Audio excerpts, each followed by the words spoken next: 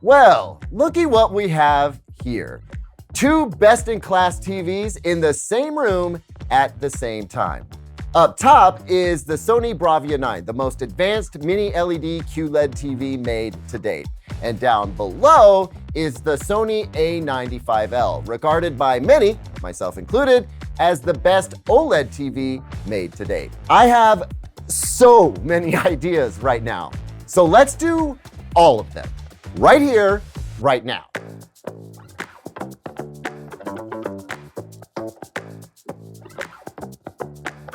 Welcome back, everyone. I'm Caleb Dennison, and for years now, I've wanted to make this video, a super video, if you will, that tackles multiple topics, answers numerous questions, and makes you laugh your booty off. Mostly, I just wanted to say booty. There may also be some bad dad jokes in this video. That's bad dad jokes, not bad dad jokes, just to be clear.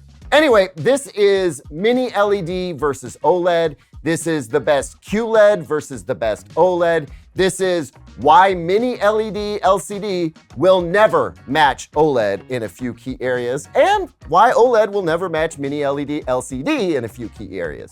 In other words, if you want to know what's going on with the state of the art in TVs today, if you want to know why there is no single best TV, why there isn't and probably never will be a perfect TV, this is your video. Nearly 15 years of my life have led to this moment, so man, I better not screw this up. Smash like and comment quantum fail if you low-key hope I do screw this up. Now, let's get on with this nerd party, shall we? Okay, so if you're a super smarty pants and already know the difference between emissive and transmissive display types, feel free to skip ahead a bit. You're not gonna hurt my feelings. Just don't let me catch you in the comments on forums spreading lies and deceit. Can't be having that. But also, timecode links down in the description for those of you who do want to skip ahead. For the rest of you who I almost might have lost when I said transmissive and emissive, stick around because I'm only going to use those two words just one more time, I swear. And when I do, you're going to feel like the genius that you truly are.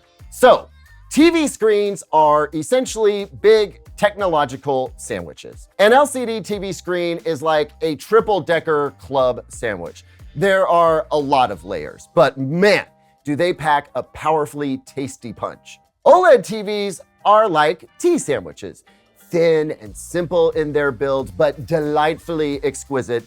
So tasty, you just want to eat more and more and more of them. Man, I should really stop doing these videos when I'm hungry. Anyway, the LCD TV, like I said, it's got a lot of layers. There's a diffuser, a polarizer, a color filter, and lately a quantum dot layer.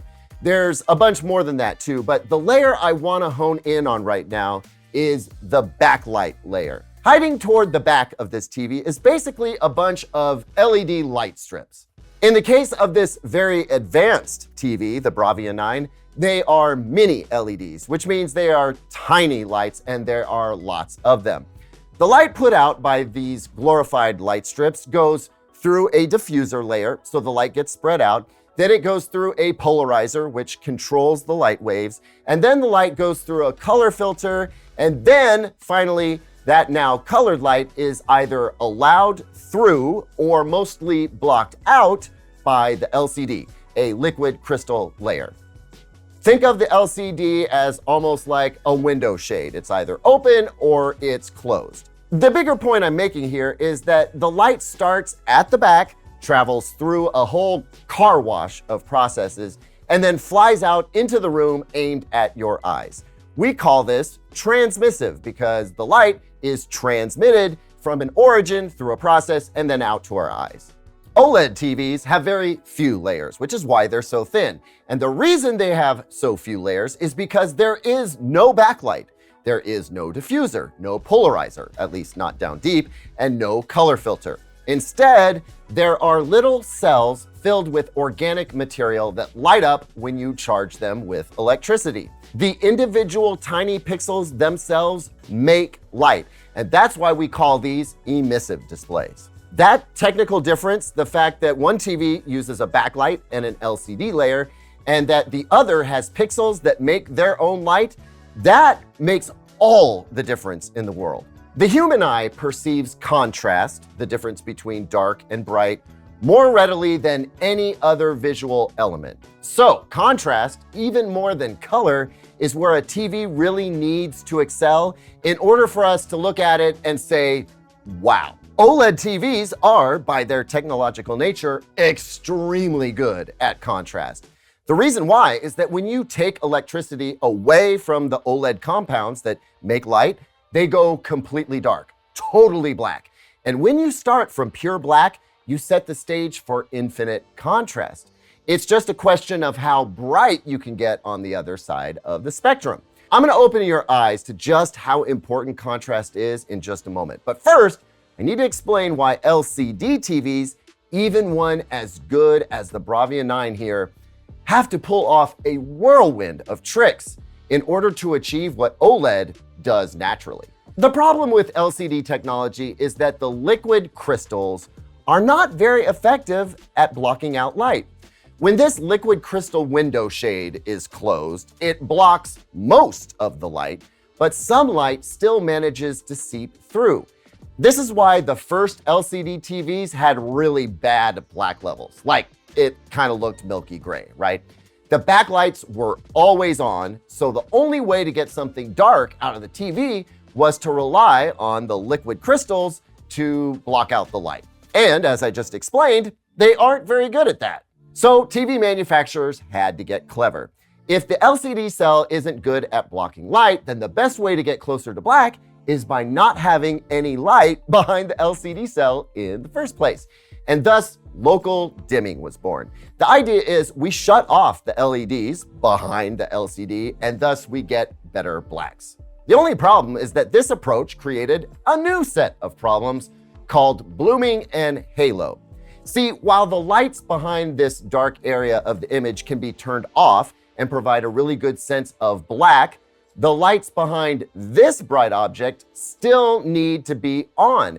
And because we know that LCD cells can't block out all of the light, that means that the closer you get to the bright object, the more you're gonna see light bleeding through. The solution to that challenge was to use more LEDs and break them down into more and more zones that could be dimmed, getting ever closer to having more precise backlighting and mitigating some of that halo and blooming. But there was still this opportunity to make this backlighting even more precise.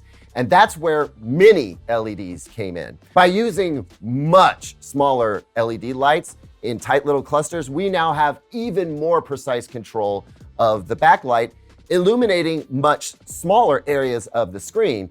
And if we break down this massive number of mini LEDs into an equally massive number of zones that can be dimmed, we now have that even more precise backlight and that halo and blooming. Honestly, it gets so minute now that it's really tough to see it at all. So mini LED was already the shiznit. But then Sony took it a step further and they made the mini LEDs so that they weren't just either on full blast or turned totally off, but they could be like 12 different stages of brightness. Thus, even more precise control of the backlight and the least amount of blooming and halo we've ever seen from a mini LED backlit TV. Right, so you might think then that with such incredibly precise backlighting and virtually no halo or blooming to be seen any longer, that this mini LED TV would have contrast on par with an OLED TV. In fact, folks were so hopeful for that the term OLED killer started getting tossed around. And yet, when we compare this mini LED TV to this OLED TV, it is readily apparent that the OLED still has better contrast. But how can that be? I mean, this part of the screen here is as black as it can get, right? And there's almost no glow around this bright object on this black background, right? Well, yes, that is true. On a macro level, the difference between this big bright object and this big black area is extremely high in contrast. But the lingering difference, the reason this OLED looks more contrasty than this mini LED LCD TV is hiding at the micro level, which means to show you, we need to use a microscope and really zoom in on what's going on. The contrast we seek is hiding in areas like this.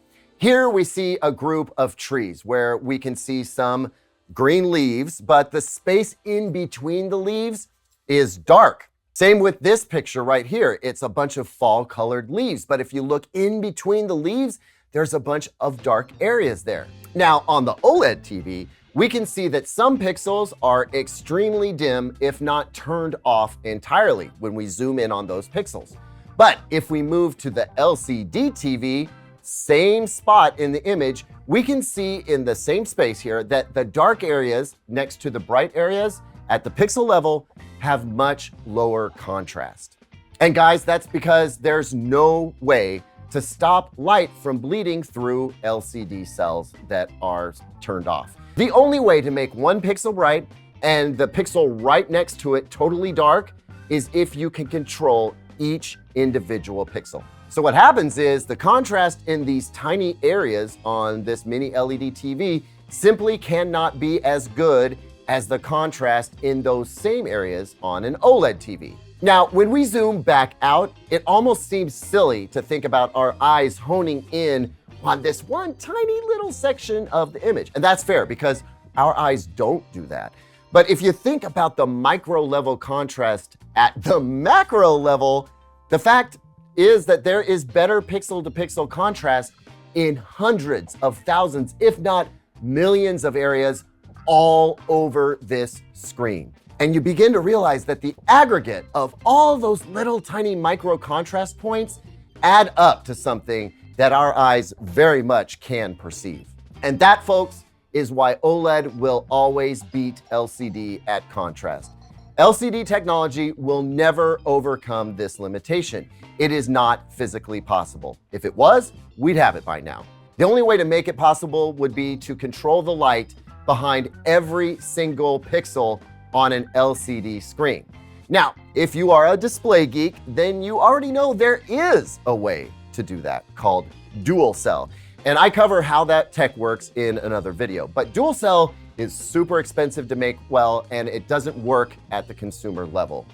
Dual cell tech tends to dim down an LCD TV so much that the trade-off just isn't worth it for most consumers. Today, we only see dual cell used in super expensive professional displays. So then, if OLED is the undisputed king of contrast, then why aren't all TVs OLED TVs? Well, there are two primary reasons. One is that OLED TVs are more expensive to make, and thus they are more expensive to buy. But the other reason is just as important. OLED TVs struggle to get as bright as LCD TVs. And while true blacks deliver a higher impact display of contrast, there is something to be said for high brightness too. Today's most advanced OLED TVs, also they happen to be the most expensive OLED TVs, can now get bright enough in small areas that they can provide just as much brightness punch in those small areas as an LCD TV. Here's an example of that. The 4,000 nit flames in this scene of Mad Max are just as bright on this A95L OLED as they are on the Bravia 9 Mini LED. However, when a full screen image is called upon to be bright, that's where OLED TVs start to struggle. And when you're viewing a TV with a lot of bright ambient light, you need a TV to get pretty bright in order to feel like you're getting great contrast. The reason there, I believe, is that the brighter a room is, the more the irises in our eyes close down, letting less total light through. That way we don't get blinded. So a TV in a bright room needs to be even brighter than the ambient light to have a strong impact. That's where full screen brightness power comes in handy, and that is why LCD TVs are still preferred in these bright room situations. Because while it's true that an OLED TV like the LG G4 can get plenty bright even for a bright room, it costs so much money compared to a comparably bright LCD TV that it just doesn't make sense for most people. There's one other thing to consider here. Let's say, just for the sake of argument, that an OLED TV could get as bright at full screen level as a mini LED TV. And let's say that manufacturing breakthroughs made OLED TVs less expensive so that they were just as affordable as LCD TVs. Would OLED TVs then just eliminate the need for LCD entirely? No, because OLED TVs have one more weakness: the O in OLED. O stands for organic, and what we know about organic things is that they have a shorter half-life than non-organic things. They break down, and what that breakdown looks like in an OLED TV is burn-in. So while burn-in has been mitigated greatly over the past few years, it is still a risk depending on viewing habits. And so long as that is the case, OLED can never eliminate the need for LCD-based TVs.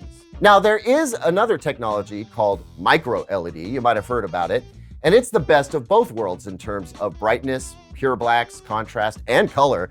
But the problem with micro LED is that it's hard to make the pixels tiny enough that they can fit in a normal sized TV. I mean, it's been done, but apparently the manufacturing process is pretty stinking expensive. So micro LED, for now, is not gonna kill either OLED or LCD. One other thing I have to bring up, lest I get roasted in the comments, is wide angle viewing. This is another area where, among the best TVs you can buy, the gap between OLED and LCD has definitely been narrowed down.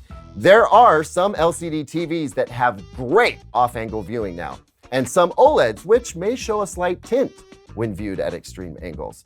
Still, even the least expensive OLED TV is, by its nature, gonna offer a better picture when viewed off to the side than an LCD-based TV of equivalent price. So, as you can now see, there are trade-offs to be made with either technology, even the best examples of each technology. There are limitations for each that will never, ever go away. And that means that we want to turn our attention to other picture quality elements, sure, but there's so much more to a TV than picture. Like, the Bravia 9 here has a killer audio system that in some ways outpaces the very good audio system on the A95L. The Bravia 9's got a rechargeable remote control, which the A95L doesn't have. And those may seem like small things, but when the picture quality isn't swaying you one way or another because they're both so great, those little things start to make a difference. Hopefully, you now understand why no perfect display exists. No perfect TV exists. Are we damn close? Absolutely, but we're not there yet. So for now, the challenge is to figure out what kind of TV is right for you. There are several considerations to make, and everyone's needs are different. That's why I hone in on the things I hone in on in my review videos. I try to help folks understand their own use cases and the TVs that will best suit them. Because there is no such thing as a best TV for everyone. And there's more to TV picture quality than just contrast. There's the matter of color accuracy, high brightness color saturation, upscaling, and motion processing and such. But not everyone can tell the difference between one TV and another when considering those elements of picture quality. Contrast, though, that's something that resonates with everyone.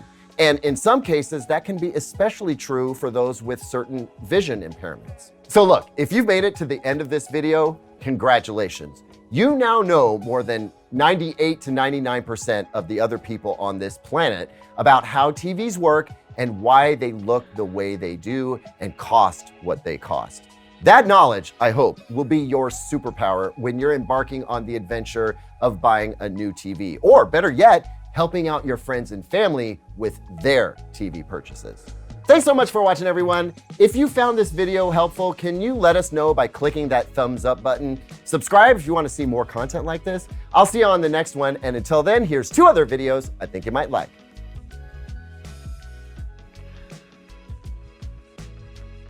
So Mini LED was already the shiznit.